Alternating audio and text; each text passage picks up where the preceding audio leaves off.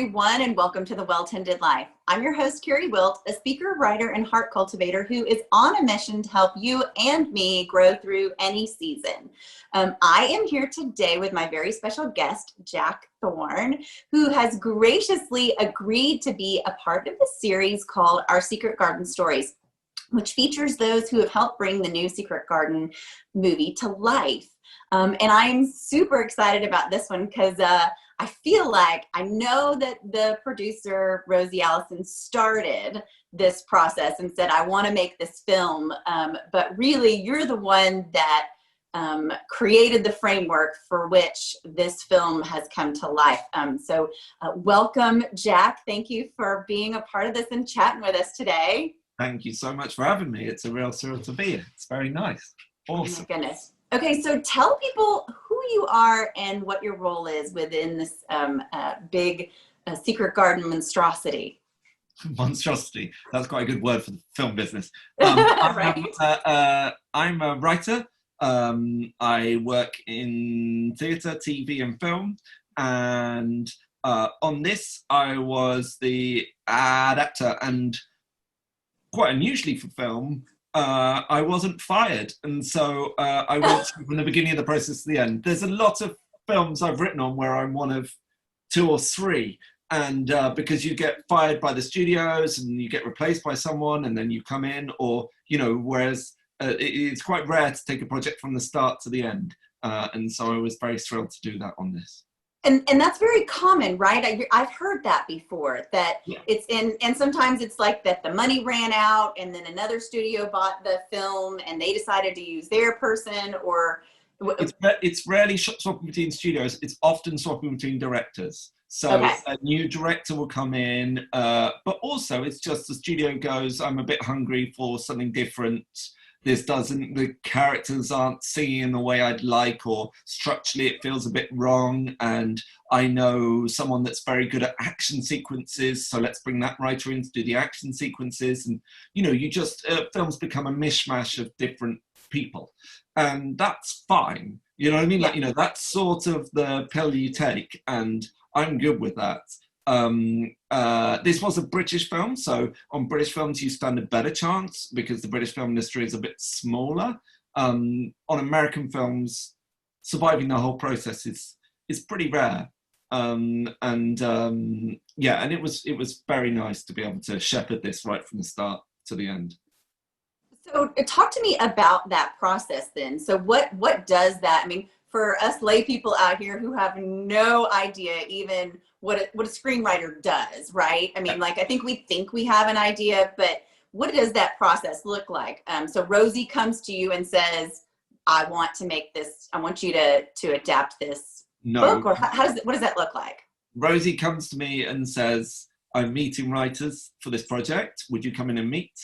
I came in and met her, I think, 2 or 3 times. I've known Rosie for years. I did work experience at Rosie's company when they were making Harry Potter and the Prisoner of Azkaban.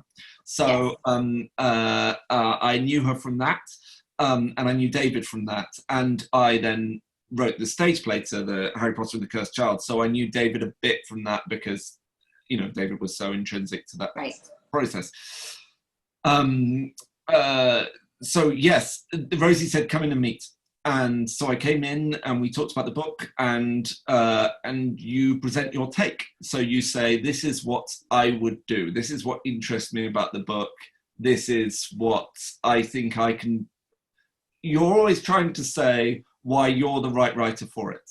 Right. You're trying to say... It's a job interview, right? It's a job interview. It's a total job interview. And so I came in, and I think the thing that they latched onto was that my thing was always that the relationships are important, Misselthwaite is important, the boys are both important, Archie's important, Mrs. Medlock's important, but this has to be Mary's story.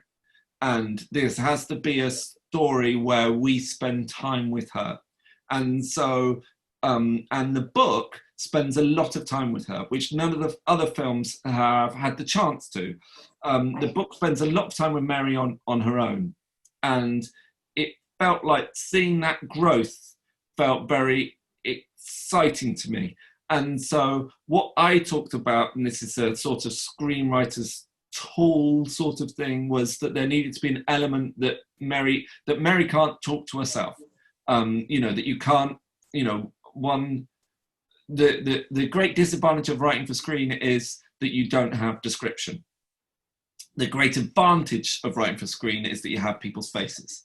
So that, and faces can tell a lot of words, that if you've got Dixie's face and you hold the camera holds on her face, that can tell you an awful lot, because people see a lot happening in the eyes that help tell the story.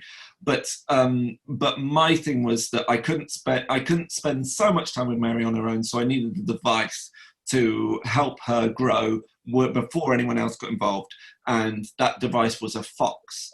And so that's what I was talking about, was a fox. The fox later became a stray dog because we couldn't have a fox. Has Rosie already said that? Yeah, Mark told us the story. So for those who are just listening to this, go back and listen to Mark Munden's reason why it is a dog and not a fox. People are sitting in the movie going, a dog? And then you hear the reason why, and you're like, oh yeah. And that's what, and Mark goes, in the end you go, oh, of course it had to be a dog. I mean, it worked out perfect. It sort of fits with the time, and and it fits with what was going on. And there were those stray animals that were around for years after the war. Yeah.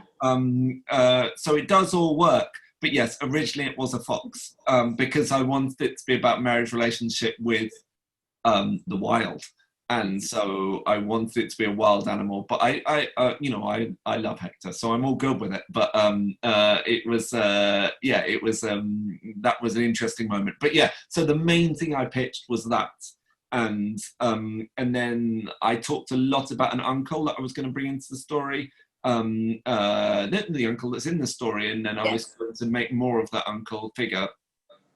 And wind that through a bit more and make that bigger, help with the ending, and then slowly through the drafts, the uncle withered away.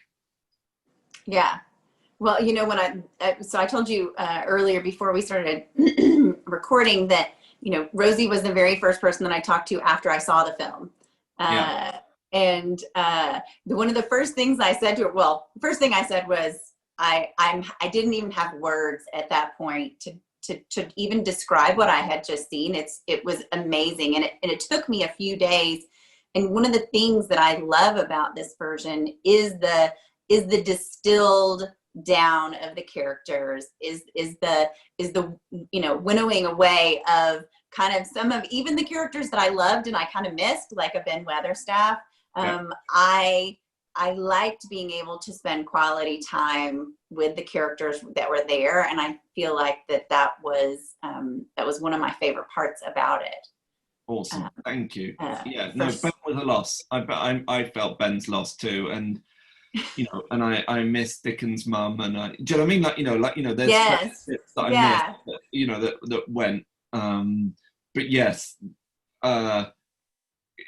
So yes, then we went on the process, and then you're kind to say that it originated with me. In truth, it doesn't really. That's not the way that film quite works. Is that producers have a very strong role in what they want the flavour of the film to be. So Rosie, before I'd even got involved, had talked about Pan's Labyrinth and talked about those things with the studio, and that was what the studio was excited by. And so all those elements started to get woven in, and I just kept on holding on to my fox through that whole process. I think it's when you're doing adaptation, it is that thing of going, I am going to be thrown a lot of ideas all the time by lots and lots of different people, all of whom are brilliant and all of whom have got a lot to contribute. And it's that thing of going, what is the most important thing for me that I need to hold on to while I'm accommodating all their ideas? Because it is a collaboration. Right. And, it's very different from writing a novel, that you're part of a team. And the thing for me all the time was Mary. That, that as long as it felt like it was Mary's story, then I was good with it. And as long as there was enough space to spend time with her on her own, that was what mattered to me most, and that's what I kept fighting for.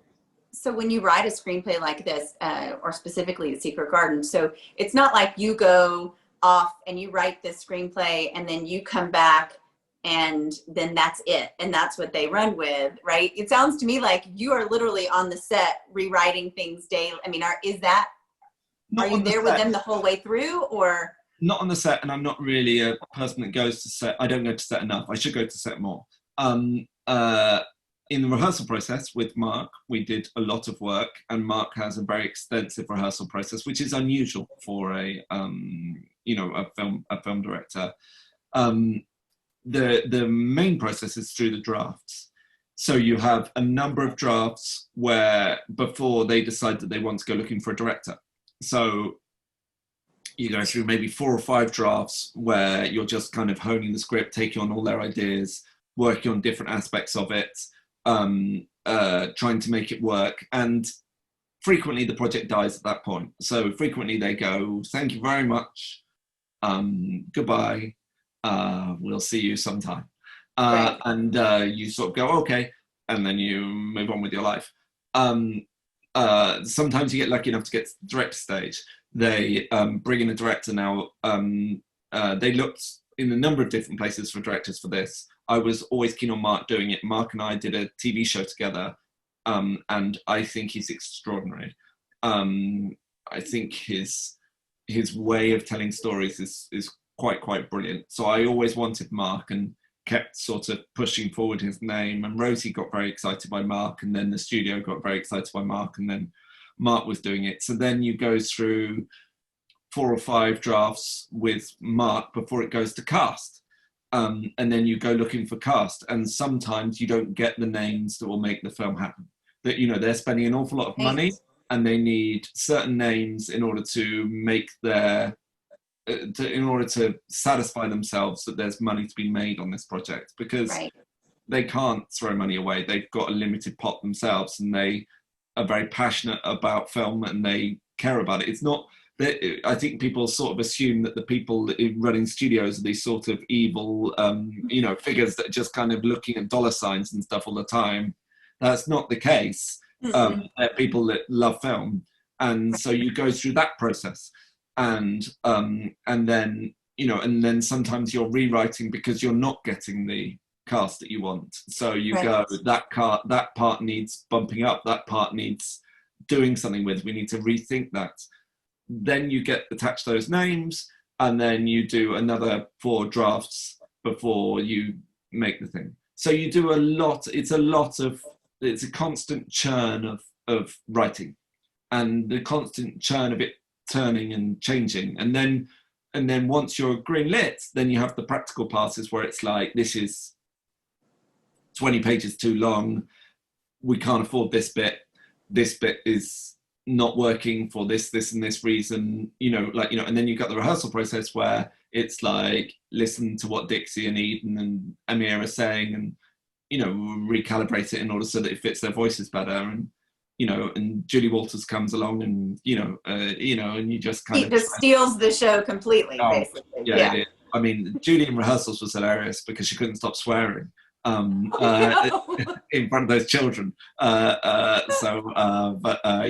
and I had done the TV show that Mark and I did was with Julie, so we knew her quite well. And then and she's she's Julie Walters, she's a force of nature, but she'll just be sitting there swearing like a trooper in front of Dixie, and then go, oh sorry, I'm not do that. I knew I liked her. Yeah. She's awesome. My goodness. So first of all, the camera was not on me while you were talking, but my eyes were bugging out of my head the whole time you were talking, because I mean, it's a lot of work. I mean, it is we get to sit back and go to the movies and watch it from home. And, that's, for me, that's been one of the funnest parts about interviewing every, kind of aspect. After you will be Michelle Clampton, the costume designer, and we've already listened to, we've already posted the ones for the director and the producer, but like all of these little things I didn't even know about. So kudos for you for hanging in there. I feel like, I don't know, it just seems like a whole lot of work. But my question to you is so when they brought you the project, did you have a relationship with The Secret Garden prior to this? Had you read it? Had you seen the movies? What did you know about The Secret Garden before this project came up? I hadn't seen any of the films. I read it as a kid and loved it and wanted to be Dickon. And then I reread it for when, and I think I read it a few times as a kid. I was an insatiable reader. And I always knew I loved it. But then when Rosie said, come and talk about Secret Garden, of course, you read it again.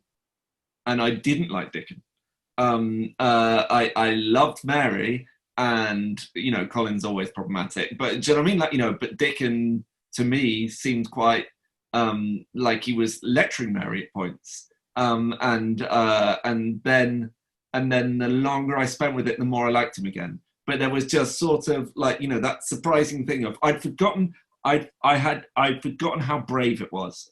I'd forgotten how difficult Mary was to like, and how obnoxious and slightly horrible she was, and so there was a lot of things from the book that just kind of bubbled up in a completely different. The thing I remembered most as a kid was the guy with the animals sticking out of his pockets. You know what I mean? That's who I wanted to be. I wanted to hang out with the guy with the animals sticking out of his pockets, and then you reread it again and you go, there was so many lessons in there, and I probably took them all in, but you know what I mean? It just, Well, and I think it's the filter through which we read things at different ages and stages of our lives. And I think that's actually one of the reasons I believe that The Secret Garden has stood the test of time, is because there's something in there for everyone at every age and every stage. I have a girlfriend who, she's actually a New York Times bestselling writer. Her name is Catherine Center. And she read it when she was in her teens, probably 12, perfect, girl, crushing on every boy, and then she read it again when she was in her 40s, and she was like, I kept turning, looking for the love story. And she was like, but she was like, but clearly everything, I had filtered every bit of that book through the life that I was living at the moment of thinking every boy was so cute. And she was like, I had envisioned this love story between them. Between Colin and Mary, between Colin and Dickon, I believe it was. Between Colin and Dickon? No, sorry, not Colin and Dickon. That would be Mary and Dickon. Right. Yeah. Oh, goodness gracious. Wow. That would have been a very progressive. Yeah. And Frances was very progressive. I mean, she wrote a lot of things that a woman was not even allowed to speak in public. She wrote, I mean, most people don't realize, but she was mostly an adult writer. 98% of her books were for an adult audience, and she wrote about abuse and rape, and she used foul language in her things, and was kind of, I mean, clearly criticized for it, but clearly she did well for herself. Yeah. She did well for herself. No worries there. Hey friends, I know you're loving my interview with Jack, but I wanted to break in and ask you for another favor. I could use your help. Every week I ask you the same thing, and that's because it is so important. Did you know that every time you leave a positive review on Apple Podcast or make a comment on our YouTube channel or any of the Well-Tended Life social media posts, it unlocks the door for others to experience the life-tending magic too. So don't watch, listen, and scroll on by. Next time, leave us a positive review. Tell a friend to like or follow The Well-Tended Life. Share a post or simply comment away when a topic strikes your fancy. Also, I wanted to remind you to make sure you're signed up for our weekly newsletters so that you don't miss out on what's growing on here at The Well-Tended Life. So head on over to thewelltendedlife.com and simply plant your email in the subscribe box. Then each week, I'll send out a quick note that includes the link to this podcast to all my Well-Tended Life friends that features information on growth, goodness, and the general goings-on that I know you don't want to miss. And now, let's listen to the rest of the goodness that blooms in this chat with Jack.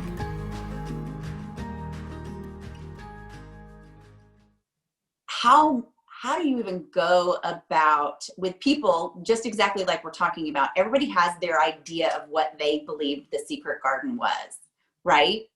And here you are, you have to somehow like navigate and create this new thing in this new way that still has the essence of the secret garden, but also knowing that people really hold fast, right, to what their idea of the secret garden was. Like, I've heard some reviews and people are like, you know, how could they have turned it into a horror film? You know, it's so dark in the beginning. And I'm like, you clearly haven't read the book in a long time, because it's dark. I mean, it is dark and hard and so, but it's the everybody's filter. So how do you even think about that when you go about your process? I mean, clearly you've worked on Harry Potter, so you know what it's like to have a fan base of people who are watching your every move, and that's not right, and this is that, and this is that. How do you deal with that or process any of that? Try to forget about it until you the first thing I did after Harry Potter was start work on his Dark Materials, which has got exactly the same sort of fan base. I don't know that I desperately want to go there again, because it is quite bruising, because you do feel like you might be in a better situation if you were writing original stuff, and which is what I also do. But you fall in love, you know, that you just kind of go, you know, Secret Garden started a fair whack of time ago, but the writing it, but the reading that book again and going, but this is full of stuff I want to say about childhood. This is full of stuff that feels important. And if I can be the shepherd, then I can represent this book. And sometimes people don't want you representing the book, and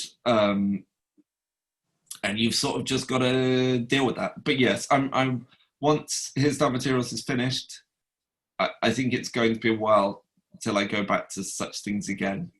Probably I'll say that and then I'll do it again. But do you know what I mean? Like, you know, it's just right. It's just kind of like, you know, yeah.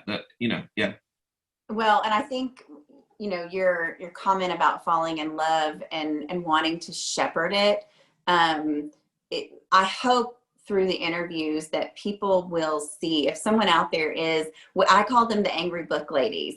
And I've been dealing with them for years, because, you know, people have turned the Secret Garden into plays. The musical has a love story in it that's not there. You know, like I'm used to having these conversations with people, but I think what people will see, and I actually listened to a podcast of someone else talking about this, because it was someone who wasn't so close to the story and could look at it from an objective opinion. And he said the one thing that you can tell is that the people who worked on this film loved Frances, and loved her work and loved this book. And there was a lot of care and loving attention in every bit and every corner, every crevice, everything.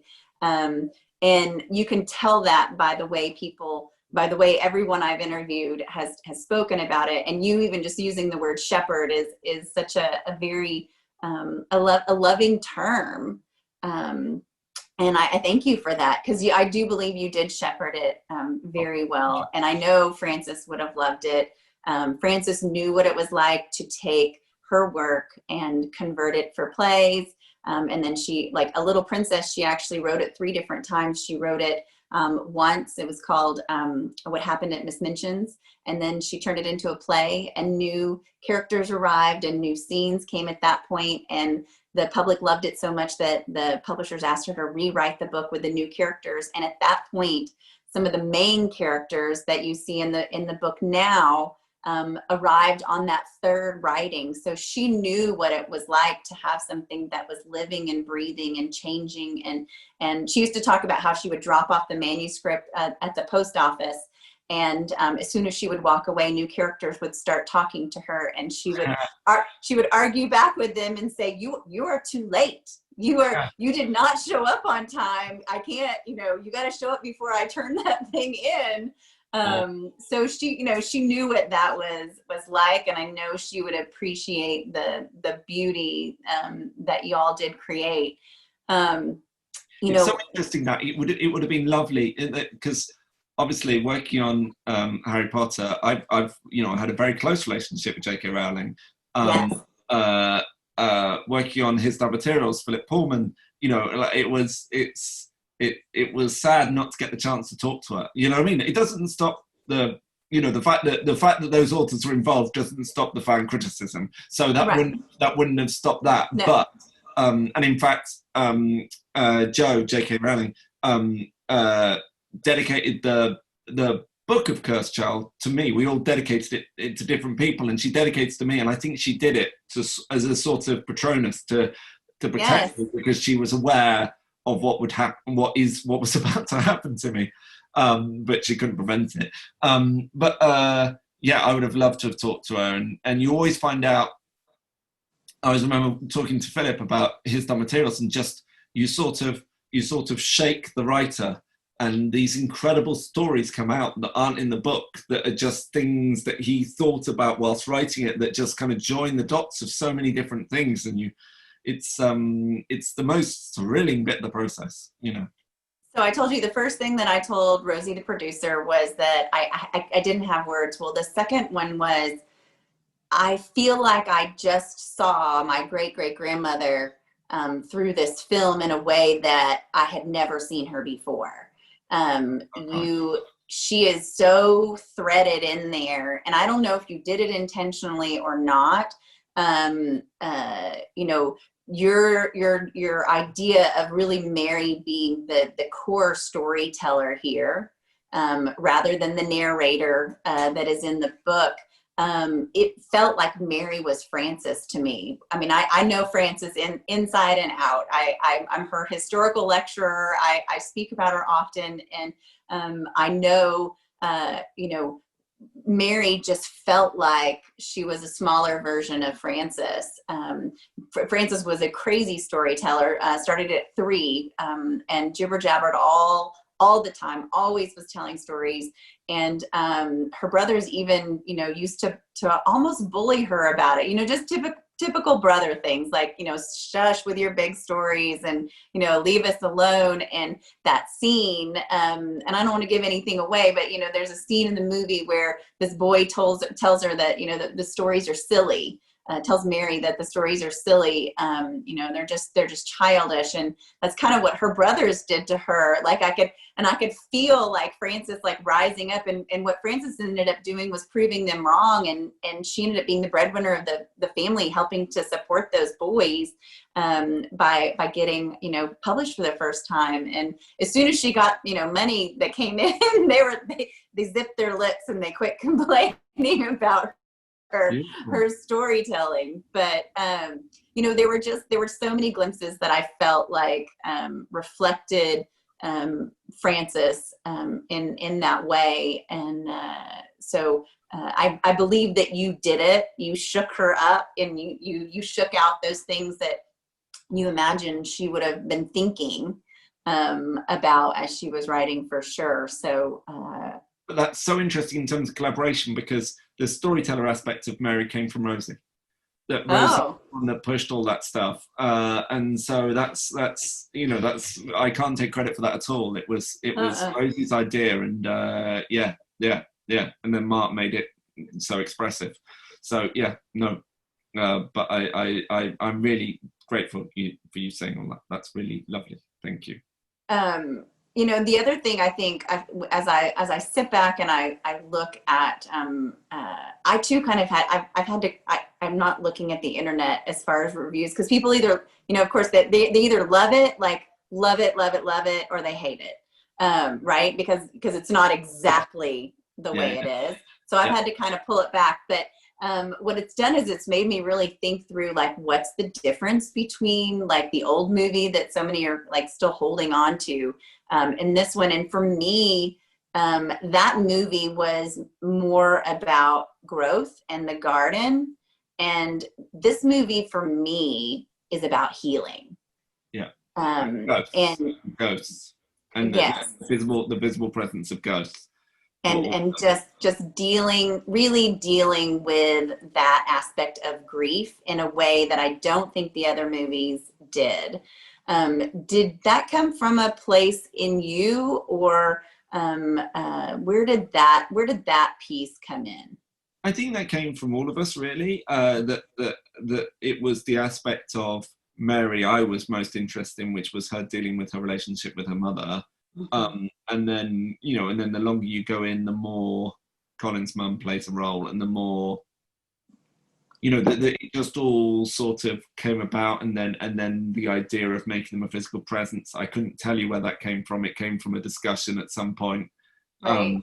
and then it all sort of tumbles out. That it's authorship is very difficult to define in films, because it's such a constant conversation that you can't kind of go, oh, that was me and that was you and that was me and that was you. I can tell you that the stories came from Rosie because I know exactly how that was, how that came about. Was her going, you need to watch Fanny Alexander, and there's a bit in Fanny Alexander which does exactly what we need to do at the beginning of the film, and so that came very explicitly from her, and I know the Fox came from me because that was my pitch, but I couldn't tell you most of the other stuff, where it came from and how it came about. I couldn't tell you where the fire came from. That was just sort of like, a giant group head scratch that ended up with that. I actually like that. I think sometimes it's for those people who are looking for the reason to hate things, or the aha, I got you. This is not exactly, how it was in the film. For fire is a part of nature. And it, for me, it made sense. But it also harkened back to Frances as well. I mean, she had a big fire in her home in New York, and lost a lot of her manuscripts, and so but once for me, it was another reflection of Frances that kind of wove throughout, that whether you were aware of it or not, it was almost like you can just see her hand in the middle of it all. I mean, for me, it was the final skin shed. It was the final sort of like, Misselthwaite was the anchor that was doing them all damage. And if you remove Misselthwaite from the equation, then the possibilities of growth are a lot easier. So that was what made sense to me, and made the ending work for me. But the film exists. It is what it is, and do you know what I mean? Like, and I love it. Yeah. Because I think Mark is extraordinary, and I think our cast are extraordinary. So, but yeah, there'll always be, and there's plenty of films that I've written that I haven't loved. But this to me is, and I think I think in the UK, I think we did fine critically. I'm not. Do you know what I mean? Like, No. But in the UK, I think because people are more aware of who Mark is, I think so much is people going, who is this person? And I think in the UK, because people are aware of how brilliant Mark is and how brilliant his television work is, that there'll be a lot more respect for his genius direction, which didn't get much attention in these reviews. It was much more about the story and the story we chose, and Dixie, and do you know what I mean? That, and actually I think the deftness of his direction wasn't quite appreciated enough for me. But I would always say that. So yeah. Oh, I don't think it's going to. I think it's going to do fantastic across the board. I think just when you mess with people's memories, it takes them a while to open up. And so I think, every person I've talked to, I haven't talked to anyone who hasn't loved it. Maybe they're just talking directly to me. The people I think that have been critical, I think, are those people that are holding too hard on to what things were, and but they're entitled to do that, and that's brilliant because they're passionate, and passion is useful. And I'm not I'm not and I've been through this rat race many times before, and I've got a nice hard nose. I'm good with it. you know. I remember the first time it occurred to me that this woman who is standing in front of me, literally shaking from head to toe after watching the musical and this love story, and she was just like, I mean, freaking out about it. It wasn't until I was driving away that I was like, she thought she was protecting Francis.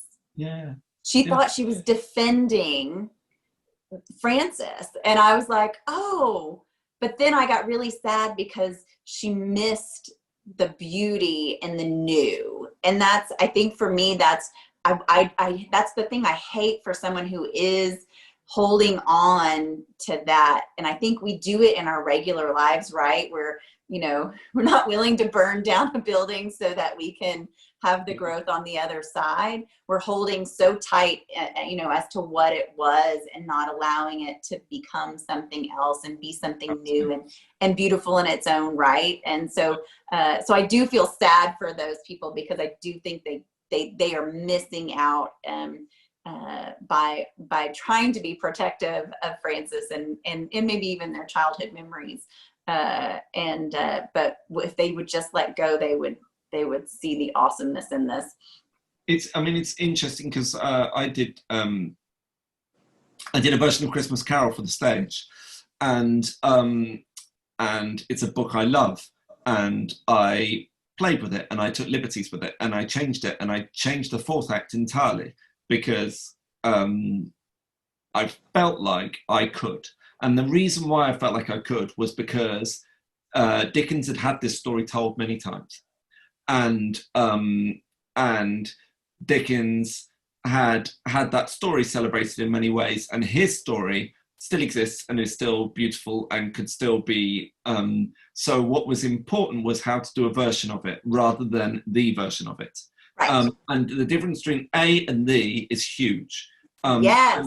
And with Here's Dark Materials, it has to be the version because this is the opportunity to tell it on television, and it's a very, very complicated story, and it's not one, it got told in a film, but the film didn't get a chance to finish the story. We are going to finish the story. And so being absolutely faithful to every aspect of what Philip wrote, and obviously we had to make changes and everything else, is really, really crucial. With this, there had been a lot of versions. So the responsibility becomes different from an adapter. You're not telling the, you're telling A. And so if they prefer the other version, that's fine. They can have the other version. You're just doing a version for a new audience. You know, that's sort of how I feel about adaptation. I love that. I think that's a great description. And that's actually one of the things that I've been telling people is, you know, don't go into this film expecting it to be just like the last one. Yeah. Or even just like the book. Like this is a version. And I've even been describing it as, you know, as if think of it as if you were looking at the secret garden, but you're looking at it through like the keyhole in the garden gate. And you almost fall into it as if you've somehow crossed over into Alice in Wonderland a little bit. And you know, so I'm like, don't look at it in the same ways. And I think that helps. I love that. That there's a big difference between a version and the version. Yeah. And you're right. Like the 93 version has, you know, a lot of Colin in it. So that Colin's eyes feel very present. Right. You know what I mean? Like, you know, and like, you know, previous versions might be told from the perspective of, you know, Dickon, and there might be one told from the perspective of Archie. But do you know what I mean? Like, you know, each time. Yes. The thing that I hope is it's Mary's eyes that we see this story through, because that's the character that fascinated me most. And that's the story that I wanted to tell most, you know. As you look back, I know it's been a couple years. So these next quick questions are based off of. I was petrified that I wouldn't remember the book well enough because the book was so, I knew the book backwards when I was doing it, and then I was like, oh no, I'm going to get, you know what I mean? Like, you know, which is always my worry that, you know, that you'll end up saying something stupid. And do you know what I mean? That, you know, so yes. Yes. Okay, go with the quick questions, and I'll be Okay, ready. really quick questions. So at one of my daily rituals is I look back on the day before, and it's based off of the quote from The Secret Garden where Mary says, you know, she can't imagine a time when that she would ever forget that first morning when her garden began to grow, right? Yeah. And I don't ever want to forget the joy, goodness, and growth that's happening around me. So in the morning, I write down just one little bit of joy, goodness, and growth that happened from the day before. So I want you to just think back to this time working on The Secret Garden. What brought you the most joy from that time?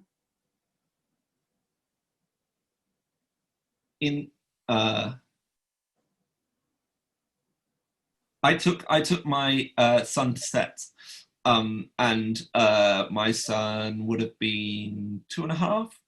He's now 4, and I took him to set because I've always known this is going to be the first thing of mine he ever gets to see, and that moment, you know, is going to be huge for me.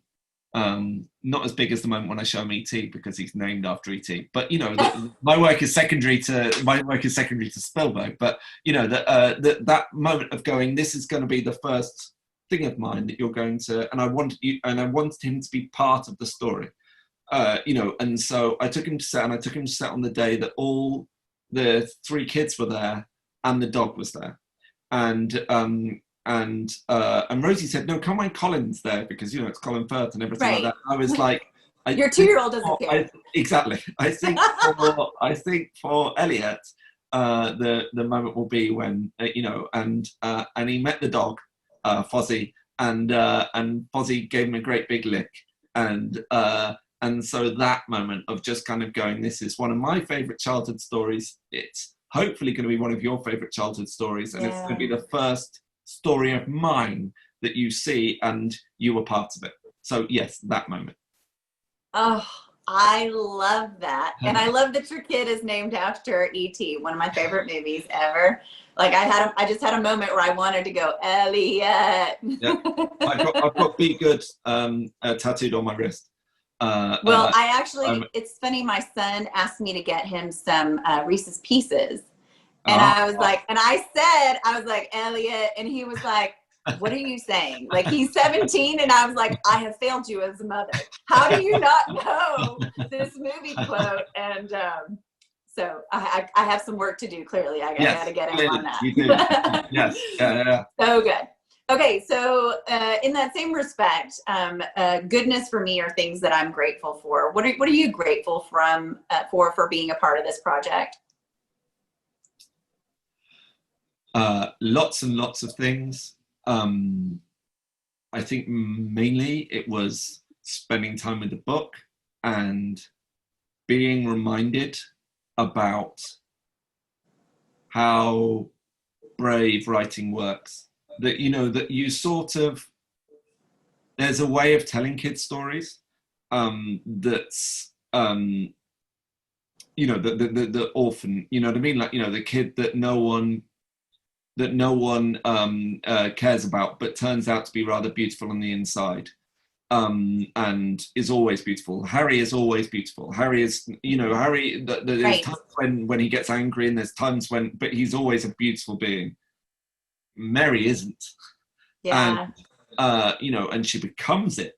But that thing of just kind of being brave enough with the reader to create a dislikable character who sticks around for 80 pages. Do you know what I mean? Like, you know, before you really start to see signs of growth within Mary, you know, and that, I think, more than anything else, is what I love and what I'm grateful for on the project.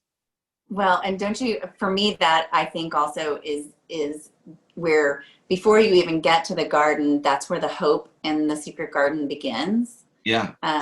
It is that, you know, there's times where we can all be sour and difficult, and, you know, that we can get through 80 pages sometimes, and until we get to the part where we unlock the door and figure out how to turn ourselves into something likable, you know, in the end, for sure. And Mary is made by the world. Mary's made by the elements that are placed upon her. She's made by her parents. She's made by being brought up in a society where she's encouraged to treat people as secondary citizens. She's made by all those different elements, and then she comes to a very simple place and she's remade, you know, and that is like, that's the essence of the story for me, and it's wonderful, you know. Yeah. And for me, it's also that choice to turn the key to the garden and walk in and be remade, right? Yeah. I think I think we all hit that time in our lives at some point where, you know, yes, we didn't get to choose our parents, didn't get to choose the tragedies that come in our lives, but we all get that key in the door moment of, okay, guess what? I'm gonna open it up, and I'm gonna walk in, and I'm gonna start owning my choices and the things that I want to grow and say and do, and all of those things too. And some people push it open, some people are scared of it, and some people don't go in at all. Yeah, I hear you. Right. Yeah. Some people leave that door locked their whole lives. That's the sad part, for sure. Okay, so then what kind of personal growth did you see, or life lessons did you learn from kind of walking through this process? I mean, that's very connected to the previous question, in that I think it's about writing more than anything. You know, there was a lot of stuff going on in my life, but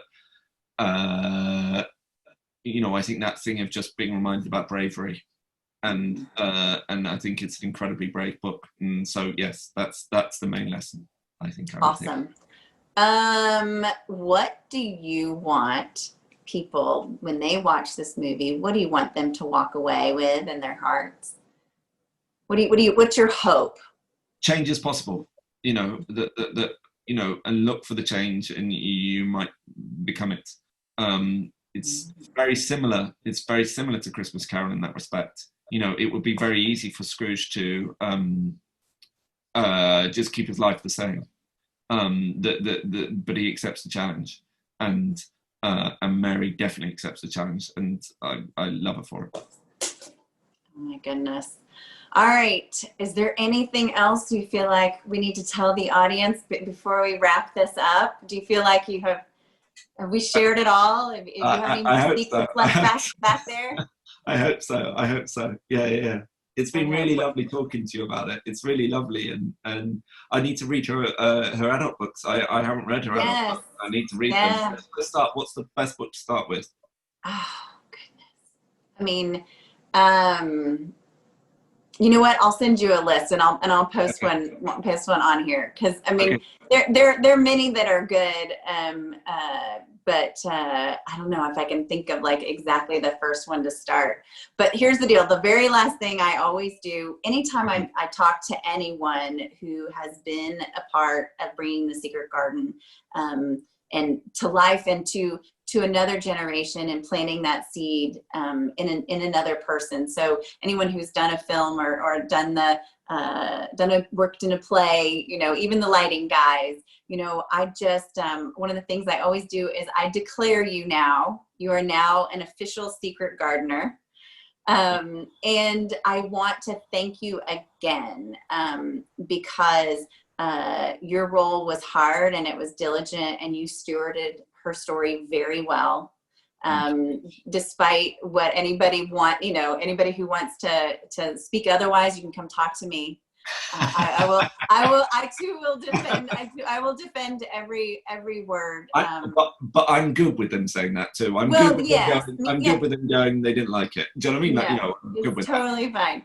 Yes. But I think what I want to remind you is that your role and what you did does more than just tell a story. This movie will heal people. This movie will change the way someone views their day-to-day and their life tomorrow.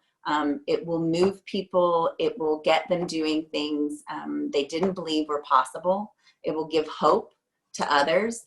And I hope that you soak that in and know that you were a giant part of that. And well done. Very, very well done. Thank you. That's very kind of you.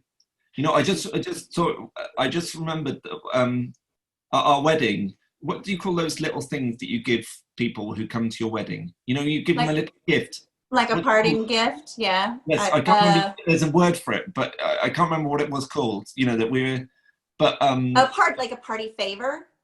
Yes, is it favors? Wedding favors? I don't know. Anyway, favors, yes. But the thing that we gave everyone was a packet of seeds. So yes. Anyway, la la la. Yeah. Yes. No. Sorry, I've ruined your ending now, haven't I? Yeah. No. No, you have not ruined. Are you kidding me? No. I think someone sent me a picture of what they had sent everybody for being a part of it. But it is true, and I think that's the other good thing. The other amazing thing is that this has always been a story that grows and blooms in people's hearts for a long time. And so someone may see this, and it may be years before they reach back and go, "Oh yeah, that's right. You know, the Secret Garden did it, and I can too. You know, I can bloom again." So thank you so much for your part. Thank you everybody who has been listening at home or on your walk or wherever you are listening, or those watching on YouTube. Until next time, y'all, blessings and blooms. Friends, I had so much fun talking with Jack today. His version of the Secret Garden movie now holds a very deep place in my heart. I, of course, want to encourage you to go see his work on screen in the new Secret Garden film, but I also want you to check out his other work. He did work on National Treasures, Wonder, which is one of my recent favorites, and The Fades. And remember, this is the 4th in our series of interviews with those who have helped bring the new Secret Garden movie to life. So if you missed any, go back and listen to them all. And stay tuned here for next week's episode as we wrap up this series with the movie's costume designer, Emmy Award winner Michelle Clapton, and the movie's leading star, Dixie Edricks, who plays Mary Lennox. So make sure to follow The Well-Tended Life on Instagram and Facebook, and subscribe today to our YouTube channel and podcast station by the same name. And until next time, y'all, blessings and blooms.